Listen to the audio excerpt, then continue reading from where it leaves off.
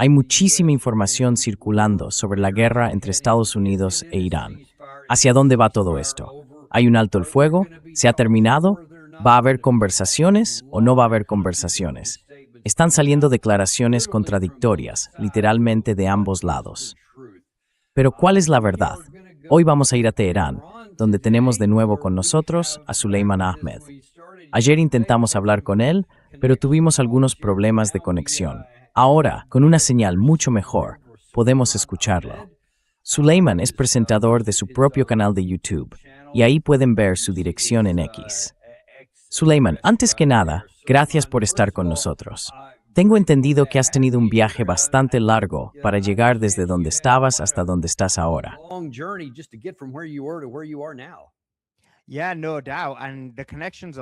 Sí, sin duda.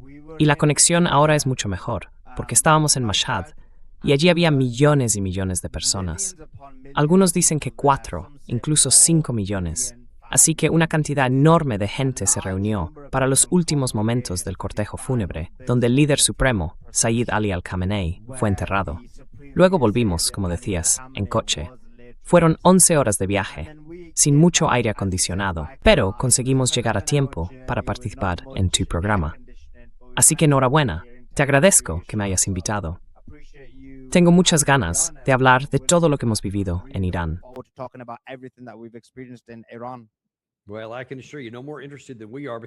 Bueno, puedo asegurarte que no hay nadie más interesado que nosotros, porque aquí, en Estados Unidos y en Europa, tenemos un acceso muy limitado a las noticias. Mucha información está bloqueada. No solemos escuchar la otra versión de los hechos, y lo que se ofrece en los medios occidentales es casi una caricatura. Si solo escuchas el punto de vista occidental, pensarías que los iraníes son despreciables, que no se les puede confiar, que mienten en todo, que nada de lo que dicen es verdad. Y entonces, ¿cómo se puede llegar a un acuerdo negociado? Esa es la narrativa en Occidente. Pero creo que cuando estás sobre el terreno, la realidad es un poco más matizada. Y por aclarar, tú fuiste uno de los pocos, quizá el único periodista occidental, al que se le permitió acompañar todo el cortejo fúnebre, desde Teherán hasta el lugar del entierro. Y para empezar, me gustaría que nos contaras cómo llegaste a estar allí. ¿Por qué te permitieron hacerlo?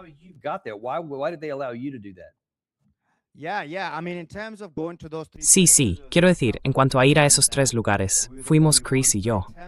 Éramos los únicos. Pero en cuanto a mí, me pidieron que fuera hace unas semanas, y no quería ir. Y la razón principal fue que, como sabes, paso mucho tiempo en Estados Unidos. Mi público es, en su mayoría, estadounidense. Y me preocupaba que me prohibieran la entrada, ya sabes, que me vetaran para ir a Estados Unidos, a pesar de que paso tanto tiempo allí. Obviamente, porque existe ese tipo de totalitarismo fascista en lo que respecta a Estados Unidos, donde no hay libertad de movimiento si no te adhieres a sus ideas y pensamientos.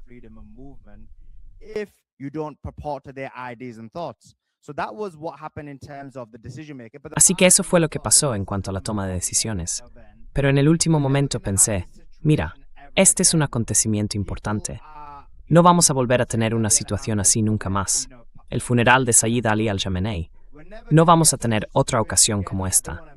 Y no quiero perder la oportunidad. Vale la pena asumir el riesgo e ir. Así que fui al funeral. Fue un viaje largo, la verdad, porque no había vuelos directos desde el Reino Unido.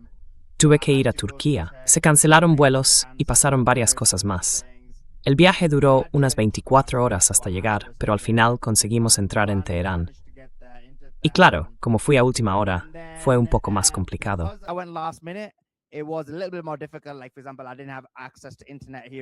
Por ejemplo, no tenía acceso a Internet aquí y allá, y a varias otras cosas. Si me lo hubieran dicho con antelación, habría tenido acceso a Internet, aunque en realidad sí lo tenía. Pero lo que quiero decir es que sin la VPN y sin otras herramientas, no podía. Así que cuando llegué aquí, claro, en Teherán, hemos estado informando con muy pocas horas de sueño. Creo que ya llevamos 1 o 2 horas de descanso en varios días, y algunos días ni siquiera eso, mientras hacemos las conexiones en directo desde Teherán. Y una cosa que descubrí al salir a la calle, sobre el terreno, fue que había varias cosas que me sorprendieron mucho en Irán, cosas que no me esperaba. Otras sí, lo siento.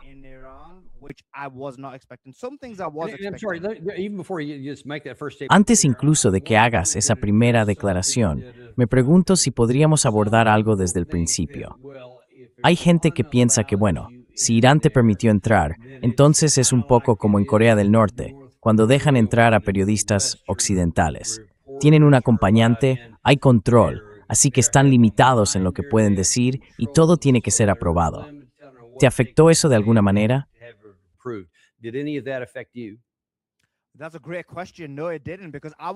Esa es una muy buena pregunta. No, no fue así, porque yo no formaba parte del equipo periodístico habitual. Había gente que sí, que venía como parte de ese equipo. Tenían a una persona al mando que los supervisaba, los dirigía y los orientaba. Yo no. Yo iba por mi cuenta, en el sentido de que no pertenecía a ninguna organización ni a ningún grupo. Así que podía moverme como quisiera, donde quisiera, con total libertad. Y por eso diría que lo que pudimos contar desde nuestra perspectiva fue mucho más singular, porque mostraba individualismo, autonomía, y no estaba dirigido ni era propaganda. Porque yo no tengo ninguna lealtad hacia Irán. Con Irán, lo que quiero es saber la verdad.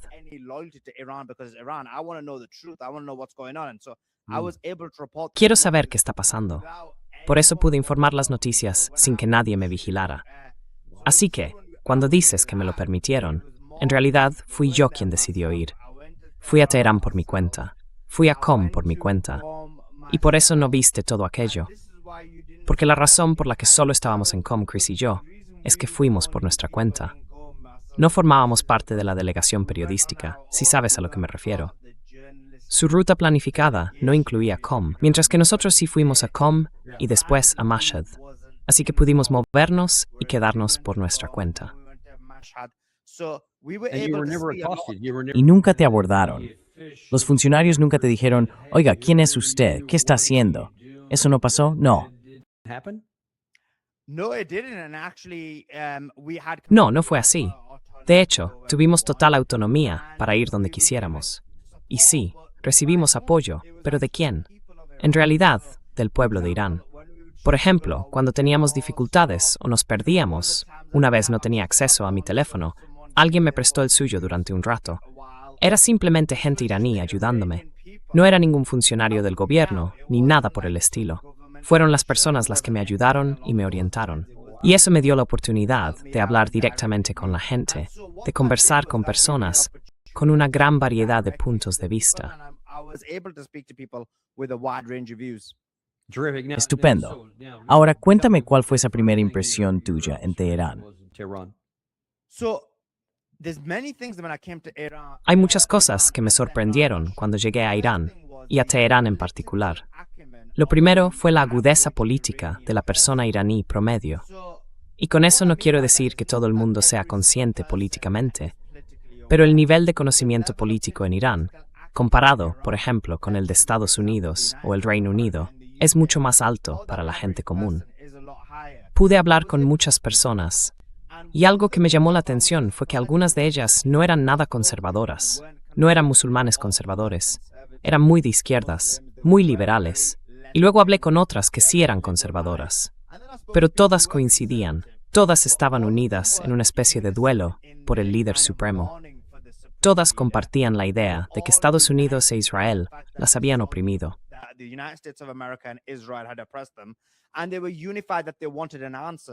Y estaban unidos en que querían una respuesta.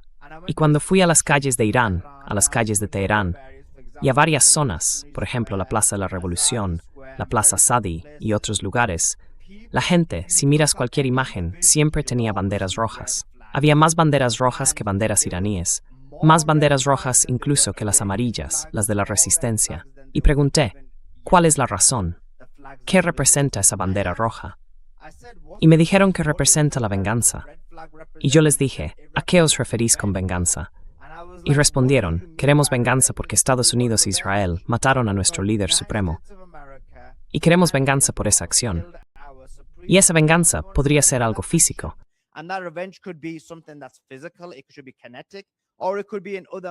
Podría ser algo cinético, o podría ser de otra manera. Pero queremos justicia por lo que ha pasado. Viste una enorme cantidad de banderas rojas.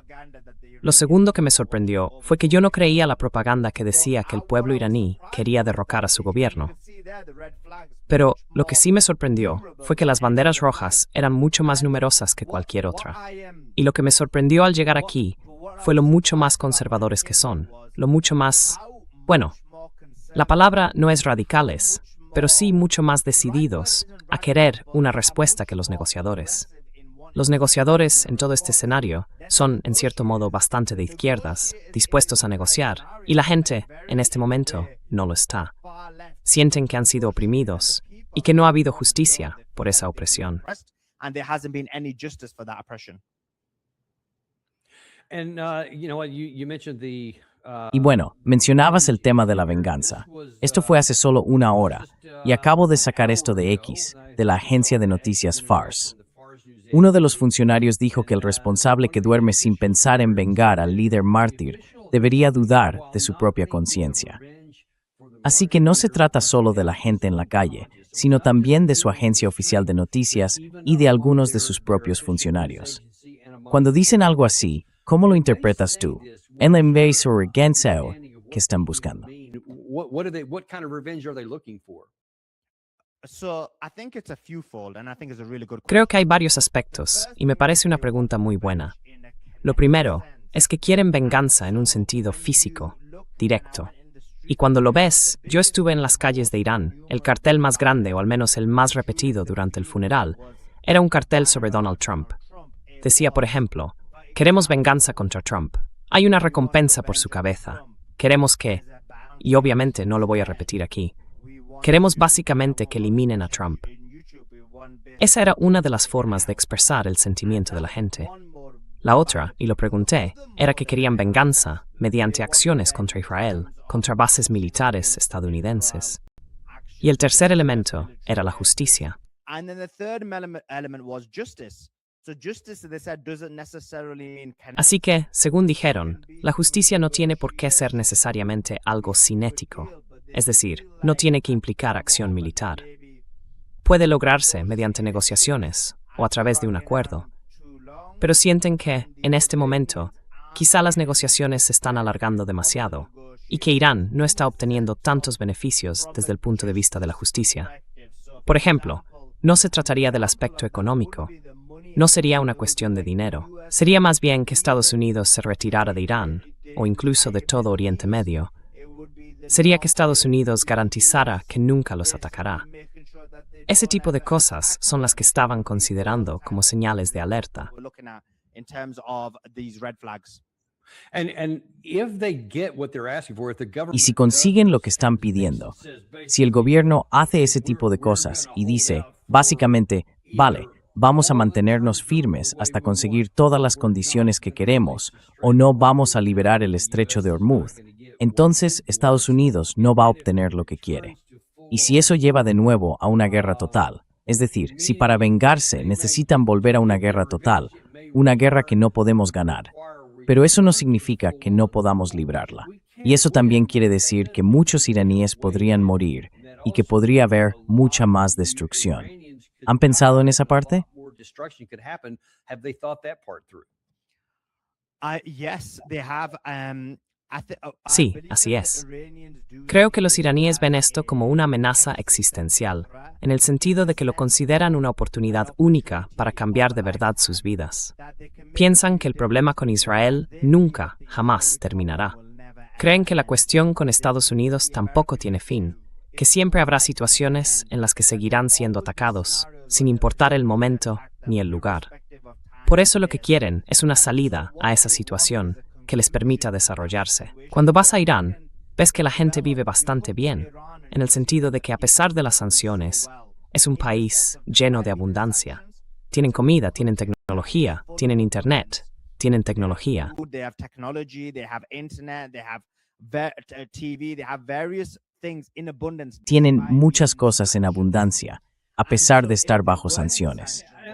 Entonces, si no estuvieran bajo sanciones, perdón, déjame asegurarme de que lo entiendo bien, ¿estás diciendo que eso es así ahora? Sí, porque todo lo que hemos estado escuchando en los medios principales aquí, en Estados Unidos, es que la economía va fatal, que no pueden pagar a sus soldados, que la gente está perdiendo el trabajo, que la inflación está por las nubes, que los estantes están vacíos. ¿Eso coincide con lo que tú has visto? Shelves are bare. Does that match what you've seen? Not at all, not at all. I'm seeing the opposite. En absoluto. En absoluto.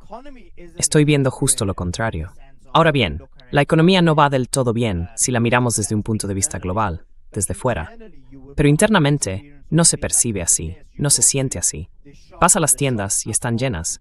Vas y hay carne, pollo, verduras, lo que quieras. Por ejemplo, pides algo y lo tienes en cuestión de minutos. Es literalmente como estar en una ciudad. Y te lo digo como alguien que viaja mucho, ya sea por Europa del Este, por Estados Unidos o por el este de Asia.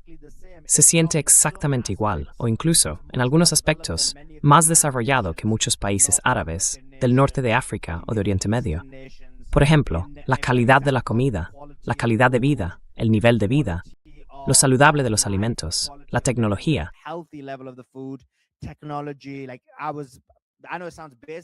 Pues, sé que suena básico, pero soy bastante despistado. Así que olvidé algunos de mis cables y pude conseguirlos fácilmente estando aquí. Internet, como puedes ver, lo tengo sin problema. Todo este equipo, bueno, en realidad la mitad de este equipo es de Irán. Así que realmente hay abundancia y la gente no parece estar pasándolo mal. Al menos en Teherán y también en Mashhad en Qom. Eso fue lo que yo vi. Ahora bien, hablando con la gente, me dijeron que en las zonas muy rurales sí hay pobreza. Claro, igual que en China o en muchos otros países donde en las zonas puramente rurales las cosas no van tan bien. Pero dentro de Irán, sinceramente, me sorprendió. Fui a una estación de servicio y tenían jarrete de cordero. ¿Cómo es posible? No te lo esperarías en una gasolinera. En ese sentido, hay una abundancia total.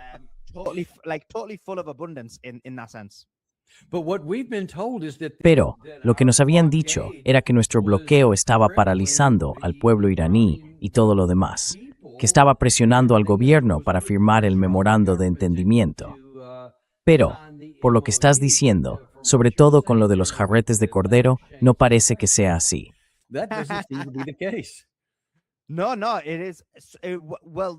No, sí lo es. Bueno, el país es autosuficiente, así que nunca han dependido de apoyo externo. Ahora bien, eso no significa que el dinero que reciban no pueda beneficiarles. De hecho, la gran cantidad de petróleo que han conseguido sacar adelante les ha beneficiado. Y el cálculo desde Irán fue este, y hablé con algunos funcionarios sobre ello, porque he sido algo crítico con el memorando de entendimiento, o incluso con el hecho de haberlo aceptado. Y me dijeron, mira, podemos analizar el memorando. Sí, si lo miras en cuanto al lenguaje, tenemos uno, pero luego hay que ver lo que realmente se ha llevado a cabo. Entonces, ¿qué ha pasado? Dijeron, hemos vendido ahora unos 50, creo que dijeron 60 millones. No, 70 millones. Sí, eso fue lo que dijeron. 70 millones de barriles de petróleo. Y esos 70 millones de barriles de petróleo han generado más de 10.000 millones de dólares. Increíble.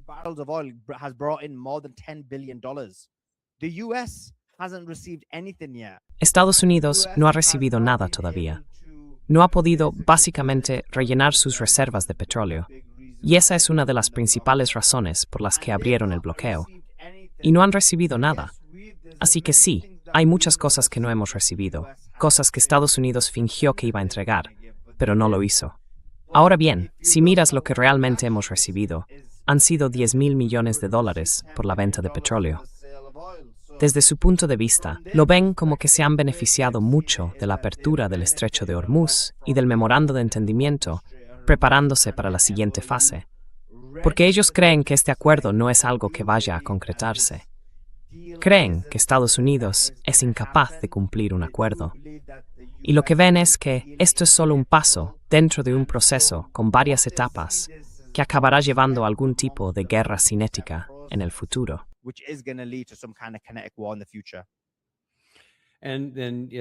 Y entonces, como dices, pueden resignarse a eso, a entender que habrá destrucción en su país y en sus ciudades, y aceptar eso como el precio de seguir librando esta lucha.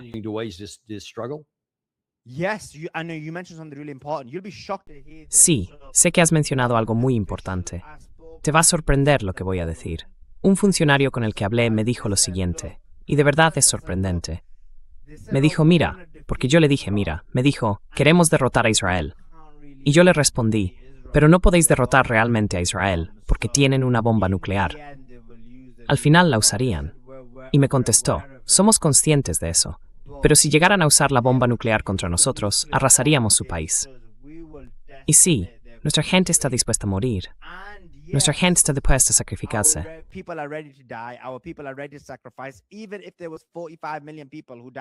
Aunque murieran 45 millones de personas, sería lo peor que podría pasar. Pero al menos, el mundo sería libre. Irán sería libre y podría desarrollarse en el futuro. Están dispuestos, están preparados, están dispuestos a sacrificarse. No quieren la guerra, quieren paz, quieren negociaciones, pero no son una nación temerosa. Es una civilización que lleva existiendo miles y miles de años, y están listos para seguir existiendo, pero no están dispuestos a seguir encerrados, básicamente, en el bloqueo en el que los mantienen.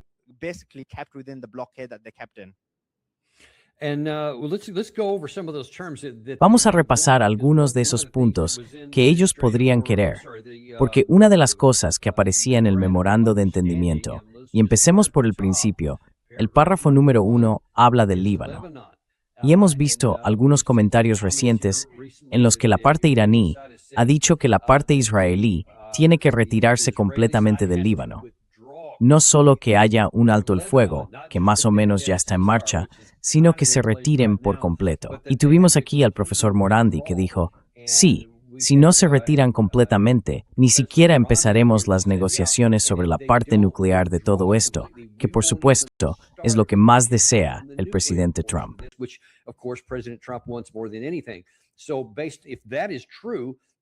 Así que, si eso es cierto, lo que se está preparando ahora mismo es que Irán ni siquiera va a pasar del punto número 1 al segundo, porque no parece que Israel tenga el más mínimo interés. De hecho, a ver si todavía tengo esto a mano por aquí. Sí, creo que es esto. Es de hoy mismo, del Jerusalem Post. Israel Katz, el ministro de Defensa, dijo, no pedimos permiso a nadie para entrar en Líbano y no necesitamos permiso para quedarnos en Líbano. Siendo así, ¿qué espera conseguir Irán con todo esto? Porque ni siquiera van a pasar del punto 1 y mucho menos llegar al 14.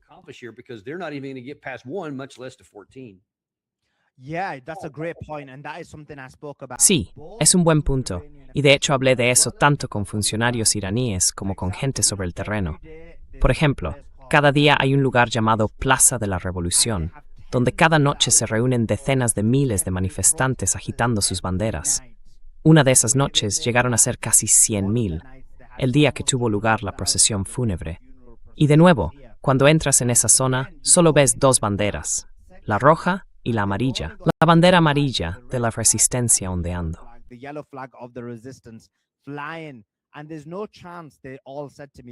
Y no hay ninguna posibilidad, me dijeron todos, tanto sobre el terreno como los funcionarios, de que el Líbano esté abandonado. Van a asegurarse de que el Líbano esté incluido en el acuerdo. No van a sacrificar al Líbano en absoluto. Y ellos saben, y lo dijeron, que esto es un ejemplo de por qué saben que este acuerdo no es real, que los estadounidenses son incapaces de cerrar acuerdos. Porque lo que hizo Trump fue firmar este acuerdo, y a los pocos días firmó otro que contradice por completo el punto número 1, que era el acuerdo que Marco Rubio supervisó con el Líbano, Israel y los Estados Unidos. Ese acuerdo básicamente decía que Israel no tenía que retirarse hasta que la resistencia se desarmara. Y no hay ninguna posibilidad de que la resistencia se desarme y deje a Israel solo en el Líbano.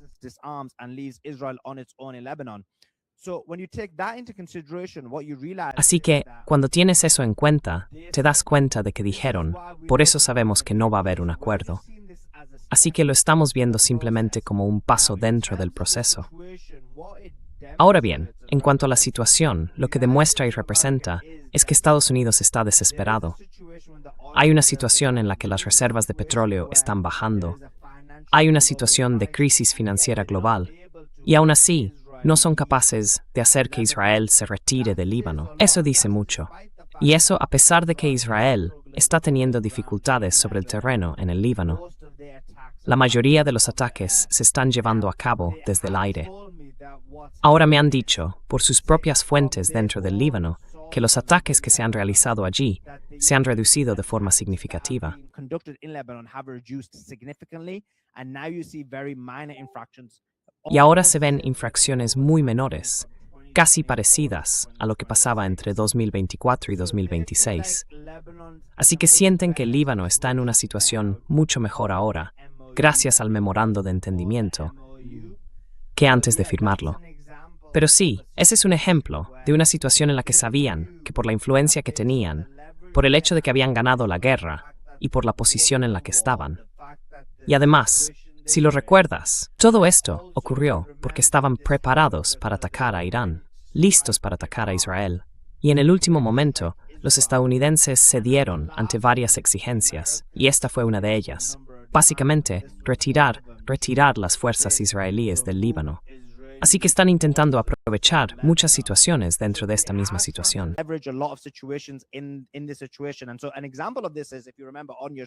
Un ejemplo de esto es, si recuerdas, en tu programa de ayer mencioné que me habían dicho que en un plazo de 36 horas iba a haber un ataque contra Israel. Y se decía que era algo muy probable, si no seguro, hasta el punto de que habían despejado el espacio aéreo. Ahora, una vez más, los estadounidenses han ido a Irán, y de nuevo parece que han cedido a sus exigencias. En cuanto a los detalles concretos, no lo sé, porque estaba de viaje. Espero poder saber mañana qué ha pasado exactamente, cuáles son esos detalles, a qué han cedido, pero parece que algo ha ocurrido ahí. Ahora bien, puede que no sea así, puede que el ataque acabe produciéndose, pero no hay manera de que no ocurra, a menos que haya algún tipo de concesión.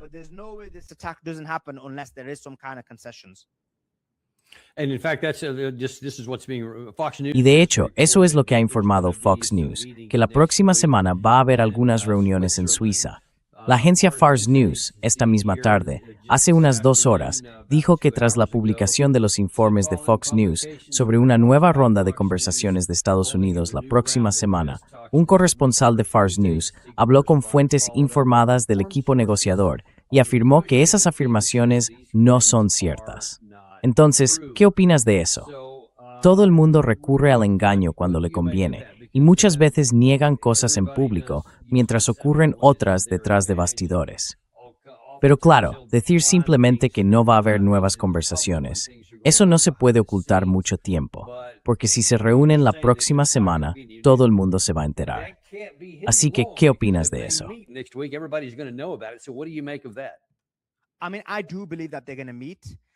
Quiero decir, sí creo que se van a reunir, pero lo que va a pasar es lo siguiente, y ahí está el problema que tenemos. Lo que suele ocurrir con estas cosas es que Estados Unidos dice que va a haber una reunión, Irán dice que no va a haber reunión, y al final la reunión acaba ocurriendo. Pero entre medias, lo que normalmente pasa, o lo que ha estado pasando, es que Estados Unidos termina cediendo ante ciertas exigencias. Algunas de esas exigencias serían, por ejemplo, no hagas esto, y entonces lo hacen. No hagas aquello, y entonces no lo hacen. Por eso va a ser muy importante ver qué ocurre en estos días, ver qué pasa realmente. Si tuviera que aventurar una suposición, sin haber hablado con nadie, creo que lo que va a pasar es esto. Irán no va a acudir a esa reunión, a menos que Estados Unidos deje de intentar usar el corredor omaní. Creo que si algo así sucede, si Estados Unidos cede en eso, entonces sí tendremos un escenario en el que esas negociaciones se lleven a cabo. Pero si seguimos en la situación actual, que es la de ahora, entonces Irán no irá a las negociaciones.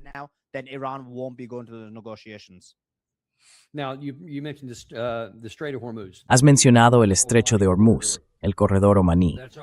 Eso, evidentemente, corresponde al párrafo 5 y probablemente sea el tema central, porque sin el control de esa zona, Irán no tiene ninguna capacidad de presión sobre Estados Unidos y no puede obligarles a hacer nada. Ni siquiera puede soñar con obligar a Israel a hacer algo. Pero puede que ese no sea el único punto. Quiero enseñarte algo.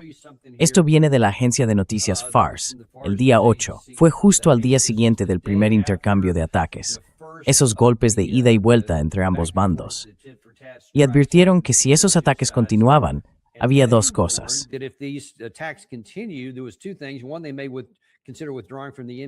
Primero, podrían plantearse retirarse del TNP y cambiar su doctrina nuclear. Eso ya sería algo importante. Pero la segunda opción puede que lo sea aún más en este caso. Estarían considerando cerrar el estrecho de Bab el-Mandeb junto con el estrecho de Hormuz. Y eso creo yo, y dime tú qué opinas, sería un cambio radical. Además, sería algo de un nivel mucho más bajo que modificar la estrategia nuclear, porque eso podría enfadar a mucha más gente. Pero si ellos, junto con Ansar Allah, los hutíes, consiguieran cerrar el Bab el-Mandeb, además del estrecho de Hormuz, entonces sí que tendríamos un problema mucho mayor. ¿Qué sabes tú sobre eso?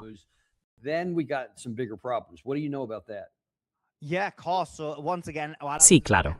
Pues bien, una vez más, mientras estuve en Teherán, tuve el privilegio de hablar con Ansarullah, los hutíes yemeníes, tanto oficialmente como fuera de cámara. También les hice una entrevista, compartí una comida con ellos y mantuve conversaciones con varios de sus dirigentes. Me contaron algunos puntos interesantes relacionados con el Bab al-Mandab, y fue lo siguiente: que están dispuestos a jugar la carta del Bab al-Mandab y que están preparados para hacerlo, pero hay cuestiones clave para las que quieren usar esa carta. No quieren desperdiciarla. Y con eso me refiero a que hay asuntos fundamentales que necesita Irán, y también hay asuntos fundamentales que necesita Ansarullah.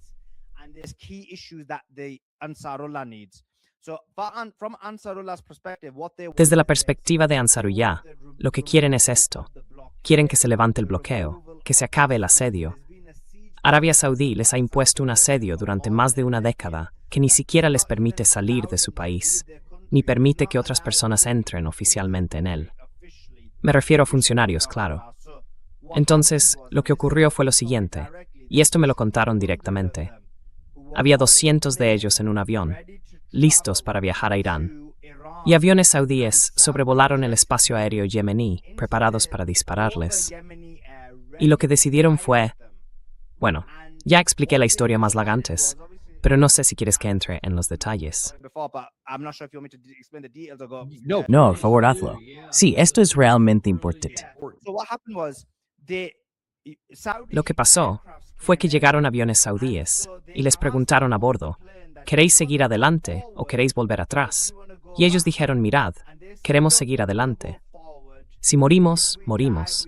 Estamos dispuestos a romper este bloqueo. Esto ha sido injusto durante demasiado tiempo. Y lo importante de todo esto es que entre esas 200 personas que iban allí, había miembros muy relevantes dentro de la organización de Ansarullah. No hablo de gente de bajo nivel. Había personas de altísimo rango, algunas que ni siquiera podemos mencionar por motivos de seguridad, porque si los israelíes se enteraran, podrían intentar atacarlos, o incluso los estadounidenses.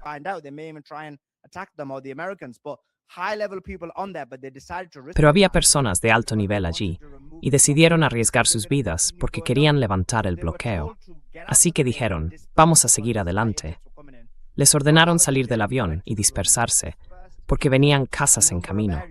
Salieron del avión, fueron a la pista y se dispersaron en varias zonas. Los cazas llegaron. Uno de los miembros de Ansarullah llamó por teléfono a su defensa y desde su país lanzaron un misil.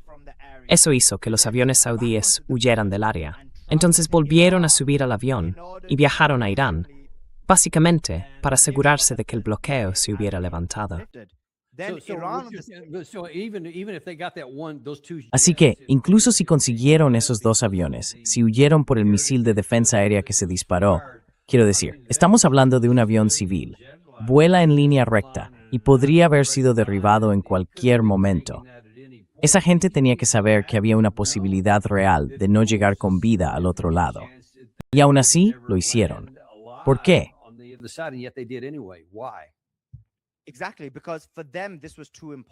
Exacto, porque para ellos esto era demasiado importante. Me dijeron, mira, llevamos 10 años en este bloqueo. Llevamos 10 años sufriendo. Ahora necesitamos dar un gran paso.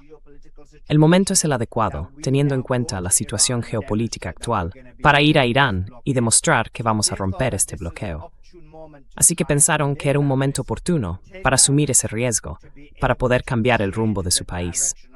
Y sí creen que esto tuvo un impacto importante, porque inmediatamente ese mismo día, creo que fue, Irán también aterrizó en Yemen con personal médico, pacientes y varias otras cosas. why I've explained that whole story is La razón por la que he contado toda la historia es porque el asedio, el bloqueo a Yemen, es algo muy importante para ellos. Así que les pregunté, mirad, ahí está el Bab el-Mandeb. ¿Estáis dispuestos a cerrarlo para detener el bloqueo saudí? Y me dijeron, sí, lo estamos. Es una de las opciones. Me explicaron 3 o 4 cosas distintas que estaban planeando, diferentes opciones, pero insistieron en que esta era una de las medidas que estaban dispuestos a tomar, cerrar el Bab el-Mandeb para detener el bloqueo. Luego añadieron, mirad, estamos aquí en Irán para hablar con el liderazgo iraní, y la razón por la que hemos venido a hablar con ellos es porque queremos coordinar el cierre del Bab el-Mandeb, ya que no queremos hacerlo demasiado pronto.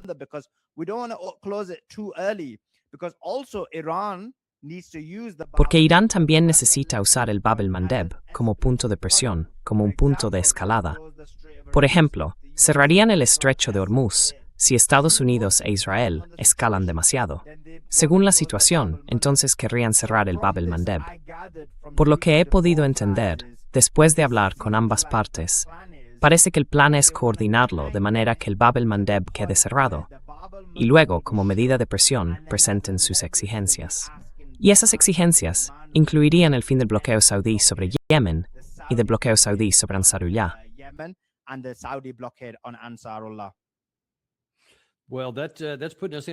Bueno, eso nos deja en una mala posición aquí.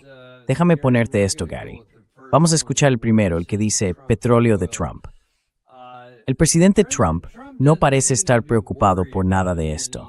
No sé si no es consciente del riesgo que hay aquí y de los puntos de presión que la otra parte tiene contra la suya, pero lo está presentando como si, en realidad, todas las cartas estuvieran en nuestras manos. Parece que la guerra con Irán podría volver a empezar. ¿Qué espera de sus aliados europeos? No creo que vaya a volver a empezar. Creo que todo va a ir muy rápido, muy deprisa. Ellos atacaron un par de barcos y nosotros les respondimos con mucha más fuerza. Cuando ellos golpean, nosotros respondemos 10 veces más fuerte. Pienso que cualquier cosa que ocurra se resolverá muy rápido y que solo servirá para hacerlo más seguro, también en lo que respecta al petróleo.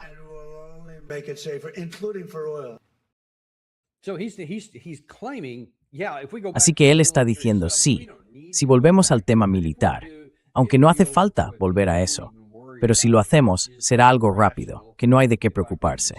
Lo cual, si me permites decirlo, es bastante irracional.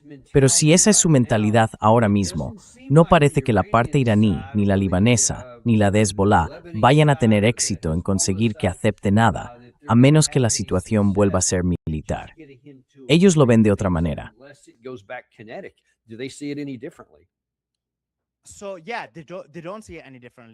Sí, bueno, ellos no lo ven de otra manera. Y sí, lo ven como una situación en la que esto va a volverse de nuevo algo cinético, es decir, con acción militar. Ahora, ¿cuándo va a ocurrir eso? Sinceramente no lo sé. No pregunté por un marco temporal concreto. Pero en lo que respecta a Irán, están convencidos de que esto va a volverse cinético, que va a haber una situación con una escalada importante. Además, creen que están mucho mejor preparados para esta próxima ronda de ataques que antes. Consideran que la situación del 27 de febrero, si miras cada vez que la guerra ha pasado a ser cinética, por ejemplo, la guerra de 12 días en 2025, estaban en una posición mucho mejor el 27 de febrero que en aquel momento.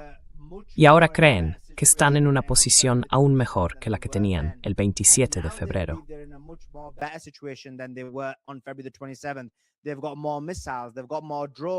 Tienen más misiles, más drones, mejores interceptores de defensa y otras capacidades. Conocen las estrategias que utiliza Estados Unidos. Conocen también las estrategias que emplea Israel. Saben cuáles son las debilidades de los estados del Golfo. Por otro lado, su convicción, y con razón, como bien sabes tú también, coronel Daniel Davis, es que las reservas de Estados Unidos se están agotando. Tienen pocos misiles interceptores de defensa. No cuentan con suficiente capacidad ofensiva. Se están quedando sin combustible para los aviones. Así que son plenamente conscientes de todo eso. También saben cómo están las reservas de petróleo. y entienden que, si juntas todos esos factores, significa que Estados Unidos está en una posición mucho más débil, mientras que Irán está en una posición mucho más fuerte. Por eso están preparados para la parte cinética de la guerra.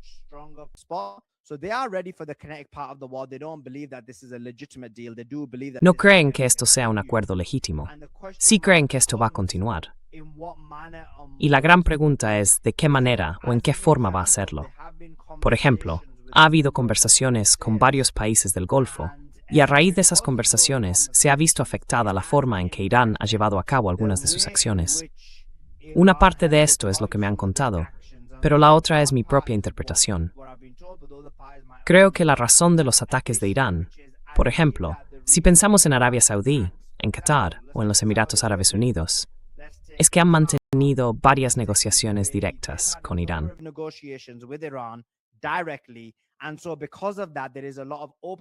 Y por eso se está abriendo mucho el diálogo y hay avances en marcha. Creen que todo eso va a terminar en algo muy positivo. Y parece que Irán no quiere soltar muchos de los progresos que se han logrado en ese sentido. Pero por desgracia, y esto lo digo yo, lo que vi fue que cuando se produjeron los ataques contra Irán, se usaron los espacios aéreos de Arabia Saudí, como mínimo, pero también los de Emiratos Árabes Unidos y Qatar, especialmente el de Arabia Saudí. Así que la pregunta es, ¿por qué Irán no está atacando esos países?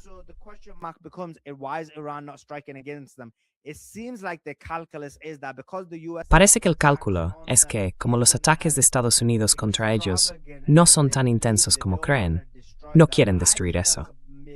Pero creo que eso puede ser un problema, porque Irán, en mi opinión, cuando se trata de guerra, debería estar dispuesto a atacar según la situación. Ahora mismo, el cálculo es este.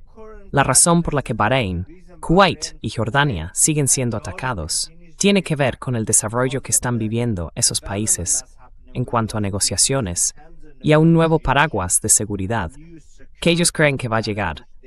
Piensan que están viendo un futuro en el que Estados Unidos ya no estará implicado en la región.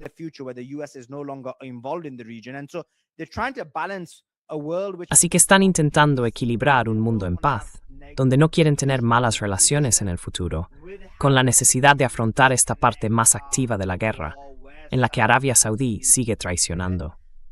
Es una situación muy compleja que están intentando manejar, y obviamente algunos pensamos que, bueno, deberían responder con fuerza, pero ellos están intentando moverse en esta situación de una forma muy delicada. Ese es en parte el razonamiento que hay detrás de lo que están haciendo los estados de Oriente Medio y de por qué no están atacando a Arabia Saudí, ni a Qatar, ni a los Emiratos.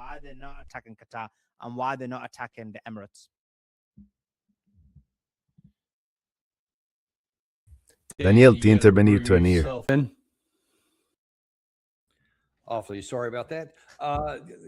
Perdón por eso. Me alegra que menciones Arabia Saudí, porque es una de las partes más complicadas de todo esto, y quizá incluso la pieza clave para la seguridad regional. Antes de esta guerra, había un acercamiento entre Irán y Arabia Saudí, en el que los chinos estaban ayudando a negociar y a reunir a las dos partes. Así que, después de décadas de enemistad, la relación empezaba al menos a enfriarse un poco, o más bien a templarse, a mejorar algo. Y luego, claro, todo esto estalla. Al principio, como decías, Arabia Saudí permitió el uso de su espacio aéreo y demás, pero Arabia Saudí sorprendió a mucha gente enviando una delegación oficial al funeral, sobre todo ese primer día.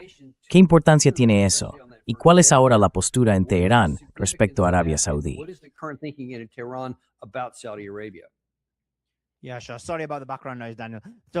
Sí, claro.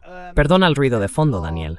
En cuanto a Arabia Saudí, es muy importante porque lo que tenemos es, como decías, que fue China quien los reunió en 2023. Y justo después de eso, básicamente estalló la guerra. Lo que me han contado es lo siguiente. Las negociaciones con Arabia Saudí son muy importantes. Ellos ven un camino hacia un enorme desarrollo en el futuro, con un paraguas de seguridad y otro económico, donde estos países pueden vivir en paz y prosperidad dentro de Irán. Dicho esto, las pairas preismenses están de todo. security of Iran supersedes. And so what I mean by that is, if you remember, in 2023, despite the Lo que fact quiero that decir con eso es que si recordáis, brought Iran en 2023, a pesar de que China había logrado acercar a Irán y Arabia Saudí, hubo una situación en la que al comienzo de esta guerra, durante la parte más intensa, los 39 días, Irán atacó a Arabia Saudí.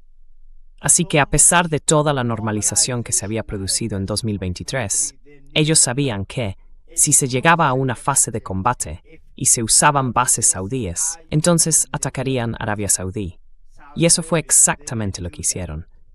Están dispuestos a hacerlo, pero el problema ahora es que están intentando calcular en qué punto se alcanza el umbral para volver a atacar a Arabia Saudí, si consideran que la parte militar de Estados Unidos e Israel es lo bastante significativa como para justificarlo. apart from the United States of America and Israel is sufficient to do so. But on the other hand, as per what you mentioned, there is this Pero, por otro lado, normalization with como Saudi mencionabas, Arabia. Saudi Arabia está esa normalización con Arabia Saudí. A Arabia Saudí, Marco Rubio le pidió que no asistiera al funeral. Ellos se negaron y fueron igualmente.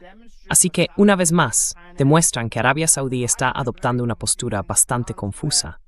Por un lado, permiten que Estados Unidos use su espacio aéreo para atacar a Irán, pero al mismo tiempo rechazan a Estados Unidos y acuden al funeral de Said Ali al-Jamenei.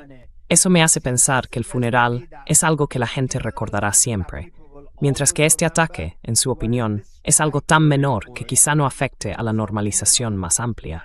Había reuniones previstas en Riad con Irán precisamente para seguir avanzando en esa normalización con los estados del Golfo.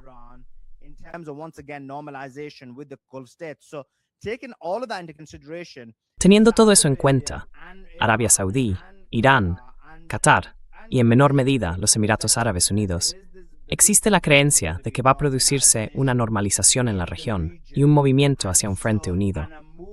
Y por tanto hay esta idea, o esta noción, de que lo que se está formando es básicamente una especie de antiacuerdos de Abraham.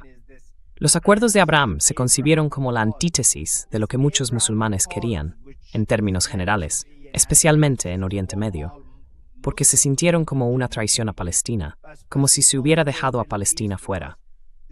Pero ahora, con estos llamados antiacuerdos de Abraham, existe la creencia de que se va a lograr una normalización, que Israel quedará aislado y que probablemente habrá un Estado palestino.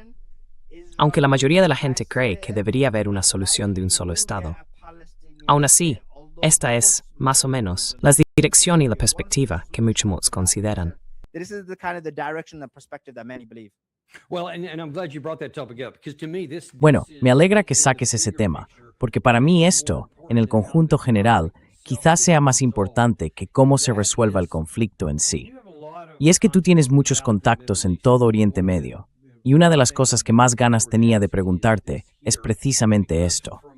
Porque desde mi punto de vista, y no tengo muchos contactos en la región, espero que puedas aclararme algunas cosas. Cuando miro esta situación, pienso, a ver, Estados Unidos ha dejado claro que no puede proteger a nadie.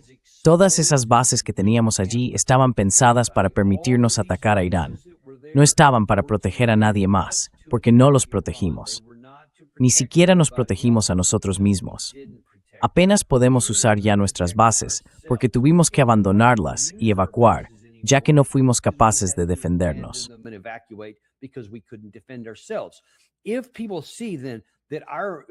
Si la gente ve, entonces, que todo nuestro enorme poder militar y todo lo que tenemos ni siquiera puede proteger nuestras bases aquí, eso implicaría que a largo plazo su seguridad está en otro sitio. Me refiero, claro, a los países del Consejo de Cooperación del Golfo.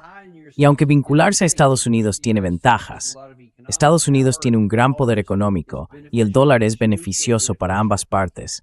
Ahora mismo existen otras opciones. ¿Ves posible que, como resultado de lo que ha pasado con todo esto, los países del Golfo, quizá no de inmediato, pero sí con el tiempo, digan, vamos a empezar a alejarnos poco a poco de la órbita estadounidense hacia algo quizá más independiente e incluso, potencialmente, cooperar con Irán? No doubt, that's exactly what's happening. And actually, next Sin duda, eso es exactamente lo que está pasando. De hecho, la semana que viene voy a Pakistán, porque estoy en contacto con varios funcionarios del país, Y la razón por la que eso es importante tiene que ver con el papel que Pakistán desempeña en todo esto. Para explicar lo que ha ocurrido, después de que Pakistán derrotara a la India en esa guerra de 4 días, surgió una idea, o más bien un gran respeto, por la capacidad militar de Pakistán. Y a partir de ahí se empezaron a ver desarrollos en ese sentido, sobre todo en relación con los estados del Golfo. Hubo un pacto de defensa con Arabia Saudí, que ya existía desde hace tiempo, bien conocido y consolidado, pero que volvió a reforzarse.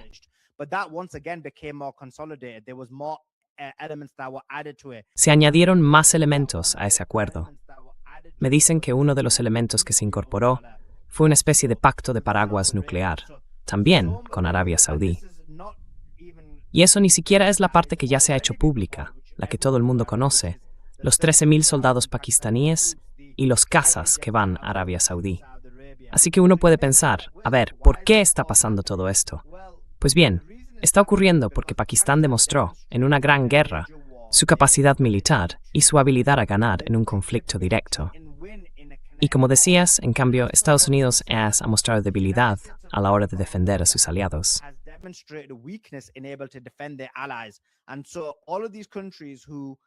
Así que todos esos países que tenían bases estadounidenses se dieron cuenta de que en realidad no solo yo no los estaba defendiendo, sino que además se habían convertido en un objetivo precisamente por tener esas bases.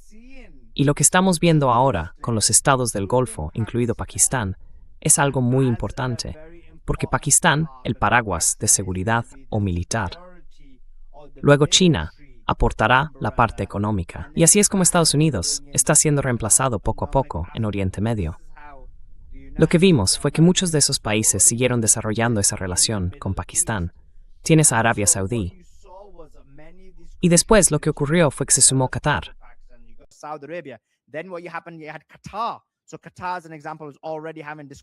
Por ejemplo, Qatar ya está manteniendo conversaciones y negociaciones para un nuevo acuerdo individual. Y estamos viendo que muchos de estos países del Golfo están incorporando a Pakistán dentro de un paraguas de seguridad, apartando a Estados Unidos de sus territorios.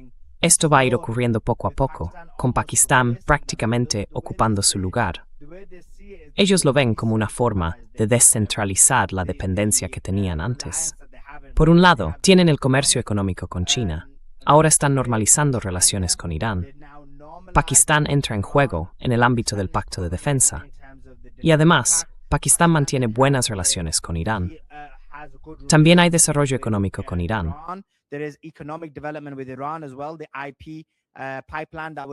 El gasoducto IP siempre estuvo bloqueado, y la razón era Estados Unidos. Pakistán estaba tan bajo la influencia de los norteamericanos que siempre tuvo miedo de desarrollarlo.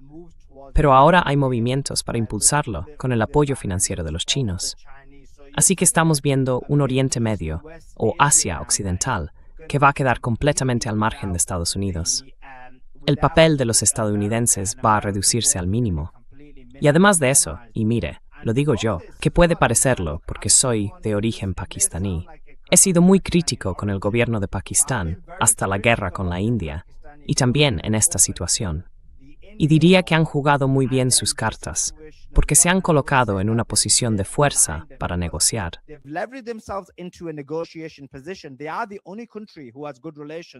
Es el único país que mantiene buenas relaciones, o uno de los pocos que las tiene, con Estados Unidos, China y Rusia.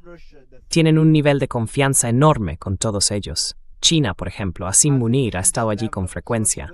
Xi tiene una relación muy buena con él. Viste a J.D. Vance hablando de lo mucho que aprecia a Asim Munir, el mariscal de campo. Así que Pakistán ha sabido aprovechar la confianza que tiene con todas esas naciones para colocarse, en términos financieros y económicos, en una posición en la que se le va a considerar un socio fiable dentro de la región. Y ojalá ese beneficio llegue al pueblo pakistaní. Evidentemente yo siempre he sido crítico con eso. Pero en cuanto a geopolítica, desde la perspectiva de la política exterior, básicamente han jugado muy bien sus cartas y se han colocado en una posición muy fuerte.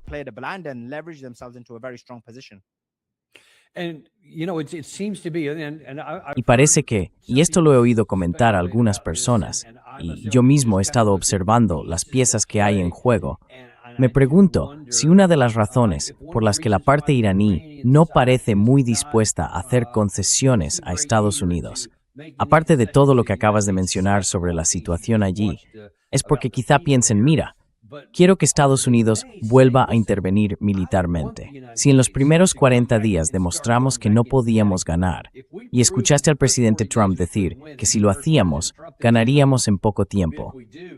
Si volvemos a entrar y agotamos el resto de nuestros misiles, sobre todo los JASSM y los Tomahawk, y aún así no cambiamos el resultado, y no lo haríamos, entonces podríamos literalmente perder la guerra, porque podríamos quedarnos sin capacidad.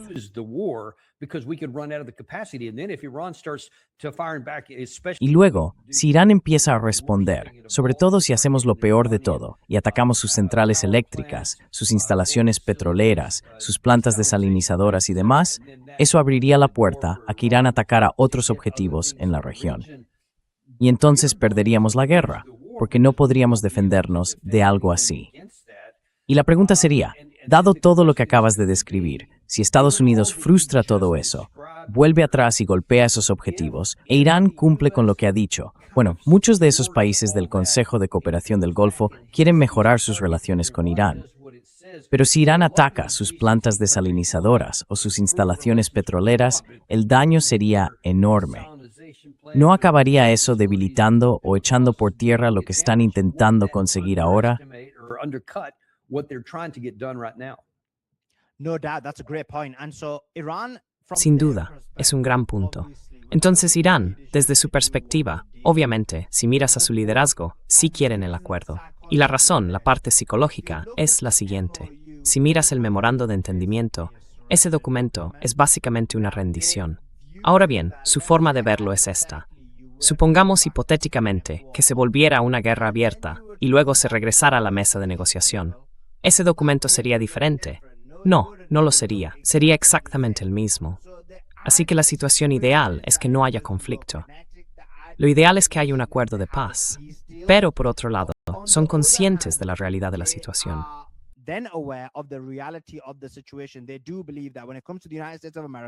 Ellos sí creen que cuando se trata de Estados Unidos e Israel, realmente planean ir a una guerra cinética. Y hablando en términos ideales, desde la perspectiva de Estados Unidos, preferirían evitarlo.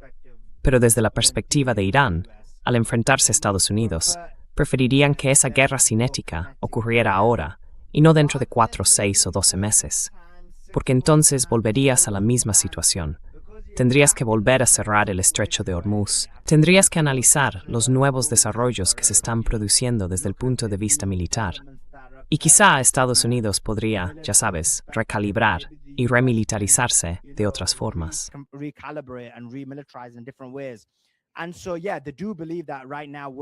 Así que sí, ellos creen que ahora mismo sería el mejor momento, la situación más óptima, para volver a una guerra abierta, pero están muy seguros de que van a ganar, incluso en el caso de una invasión terrestre. Desde su punto de vista, no habría riesgo para Irán. Irán cree que tiene la capacidad, la fuerza para defenderse. Esa es la visión iraní. No les preocupa la fuerza militar de la guerra. De hecho, la población la desea más que los propios dirigentes. Pero dicho esto, la situación ideal sería un acuerdo de paz, porque si Estados Unidos aceptara todas esas exigencias incluidas en el memorando de entendimiento, esa sería la situación perfecta.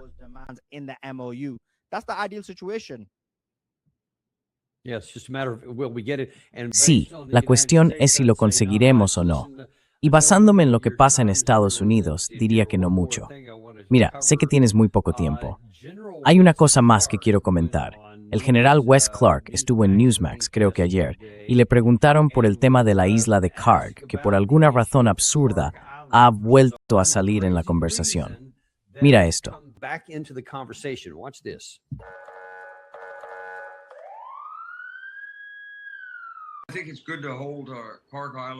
Creo que está bien mantener la isla de Karg como rehén. Creo que está bien hablar de ello. Si de verdad queremos avanzar, hay que abrir el estrecho. Mientras tengamos la isla de Karg en el punto de mira, los iraníes tendrán que preocuparse por eso. Y de hecho nos resulta más útil como rehén que si entramos allí y destruimos un montón de equipos. Me gusta el enfoque que está siguiendo el almirante Cooper. Está atacando los objetivos que Irán utiliza para golpear la navegación. Paso a paso, poco a poco, va a eliminar su capacidad de mantener el estrecho cerrado. Cuando eso ocurra, cuando los hayamos sacado de allí, todo lo demás que tengan se va a desmoronar, y creo que entonces negociarán. Así que yo mantendría la isla de Karg, tal como dijo el presidente. Mantén la vista puesta en ella. Manténlos preocupados por eso y consigue que se abra el estrecho de Hormuz.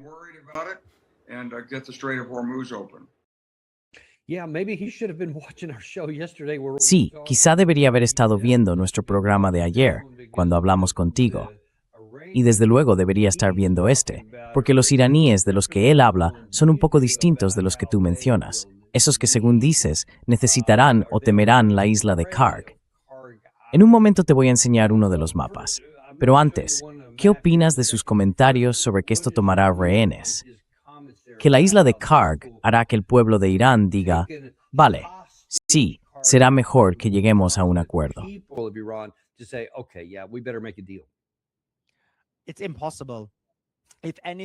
Es imposible. Si acaso, hablando hipotéticamente, si llegaran a tomar la isla de Karg, lo que pasaría es que el pueblo iraní exigiría a su gobierno una respuesta contundente contra los soldados estadounidenses que están en la isla, y no aceptarían menos que eso. Es difícil de describir, pero cuando ves a 45 millones de personas, o incluso 35 millones si quieres, que han salido a la calle, estás hablando de entre un 40 y un 50% de toda la población de Irán movilizada en masa. ¿En qué escenario crees que podrían provocar una revolución de colores con tanta gente tan leal al gobierno?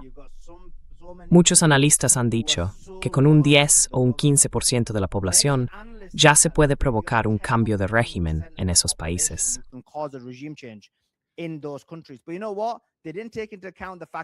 ¿Sabes qué? No tuvieron en cuenta que entre un 40 y un 50% son tan leales al país que lucharían para defenderlo. Así que eso es, sencillamente, imposible. La gente exigiría una respuesta contundente si tomaran la isla de Karg. Dicho esto, sí creo que existe la posibilidad de que Estados Unidos intente tomar la isla de Karg. Llevo un tiempo pensándolo. Y la razón es que, aunque no digo que fuera a tener éxito, creo que estoy de acuerdo contigo. Creo que lo has explicado muchas veces con bastante precisión. Eso provocaría muchas pérdidas de vidas. Pero aún así, si miras los vectores de ataque, han estado atacando el estrecho de forma intensa. Lo han estado atacando mucho.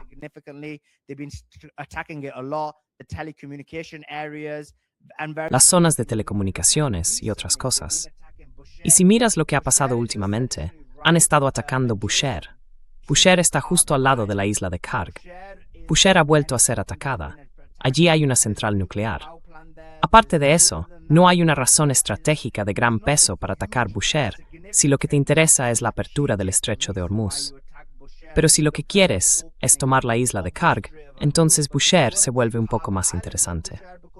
Porque si vas a atacar las plataformas de lanzamiento de misiles, las zonas de misiles en Bushehr, eso vuelve a mostrar esta idea o esta posibilidad de que podrían intentar tomar la isla de Karg.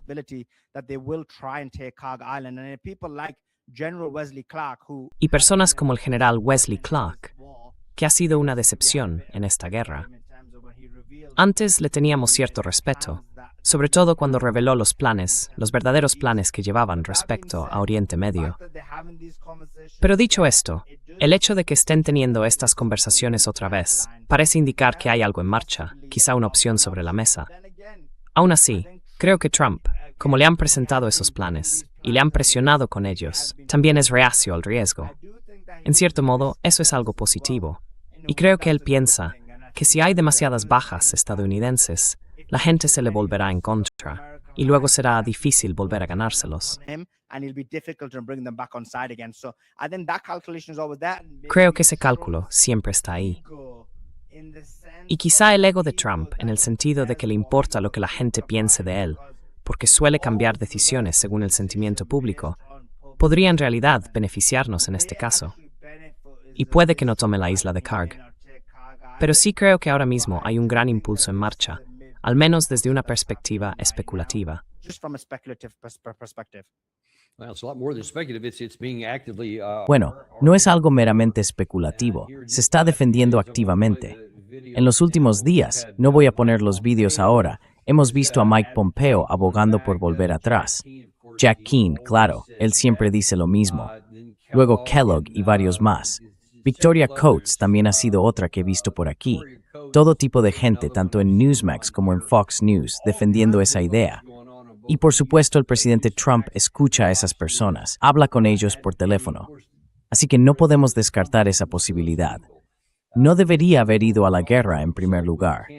Si estaba haciendo cosas que no tenían sentido, si era reacio al riesgo, entonces esto habría sido lo último que haría, porque desde luego se lo advirtieron.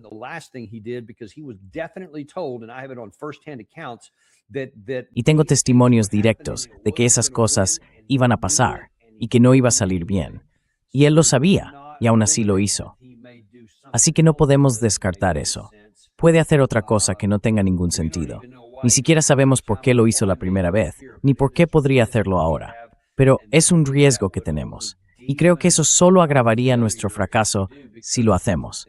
Porque, y esta es la última pregunta que tengo para ti, en el caso de que lo hiciéramos, y eso provocara una represalia iraní que afectara a muchos de los otros países del Consejo de Cooperación del Golfo, llegaría un momento en que esos países nos culparan más a nosotros que a Teherán por la respuesta, hasta el punto de decirnos, ¿sabes qué?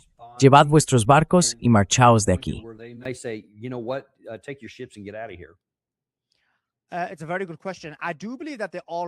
Es una muy buena pregunta. Creo que ya están en ese punto en el que culpan a Estados Unidos y le dicen que se marche. Y sí, asumen cierta responsabilidad por permitir que Estados Unidos use su espacio aéreo, sobre todo en el caso de Arabia Saudí y Qatar, y algo menos en el de los Emiratos.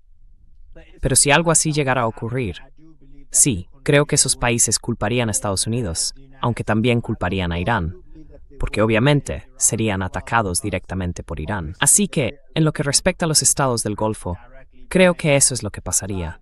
Pero, una vez más, este es el problema que tienen los estados del Golfo. Intentan jugar a dos bandas, mantener contentos a ambos lados, mientras tratan de sacar a Estados Unidos de la región.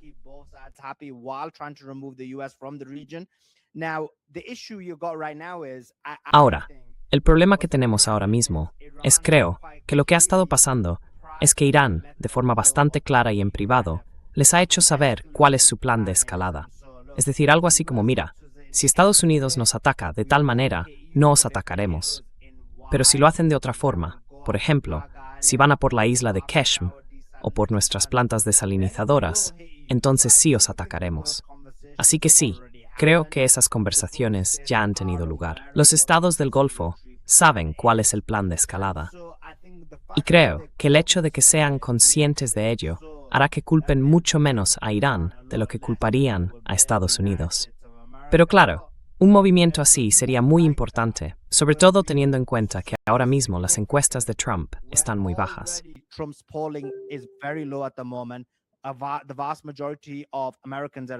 La gran mayoría de los estadounidenses está en contra de esta guerra. Si él llegara a tomar la isla de Karg, a pesar de que muchos expertos, como tú, Larry Johnson y otros, han dicho que sería una misión suicida, parece claro que si lo hiciera, todo el mundo se volvería en su contra. Pero supongo que su problema es este. Tiene que lidiar con eso, y además, con la presión que le ejerce el lobby israelí.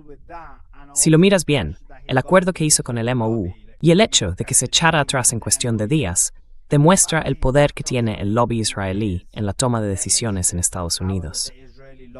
Así que, teniendo eso en cuenta, cualquier cosa es posible.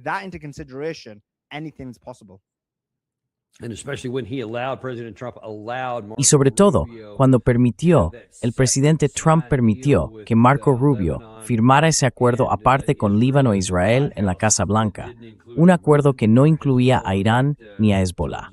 Eso ya dice mucho. Oye, muchísimas gracias por sacar un rato para estar aquí.